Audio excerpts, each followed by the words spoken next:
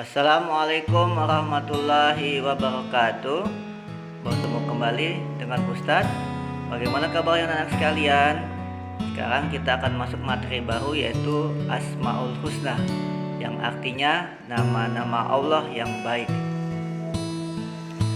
Ada 4 nama Allah yang akan kita pelajari. Yang pertama, Al-Hayyu, artinya yang maha hidup. Ustadz ulangi lagi, Al-Hayyu, yang maha hidup. Dengan pengertian Allah senantiasa hidup, tidak pernah mati, maha kekal.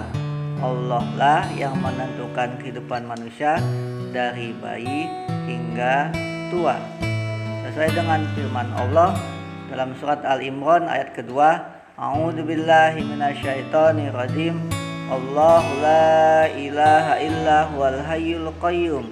Allah tidak ada Tuhan selain Dia, yang maha hidup, yang terus menerus mengurus makhluknya. Al-Mumit, yang maha mematikan. Ustaz ulangi lagi, Al-Mumit, yang maha mematikan. Dengan pengertian Allah yang menetapkan kematian, tidak memandang muda atau tua, yang sakit atau sehat. Setiap makhluk hidup pasti akan mengalami kematian. Al-Qayyum, yang maha mandiri. Ustaz ulangi lagi, Al-Qayyum, yang maha mandiri.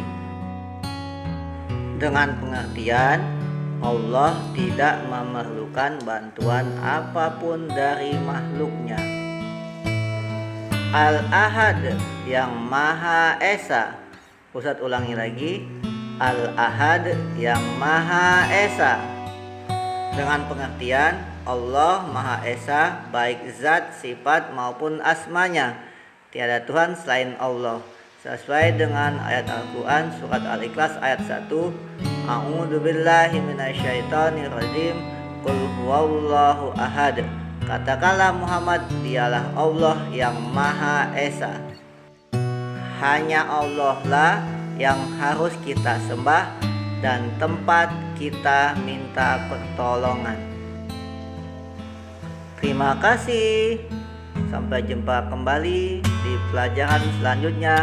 Wassalamualaikum warahmatullahi wabarakatuh.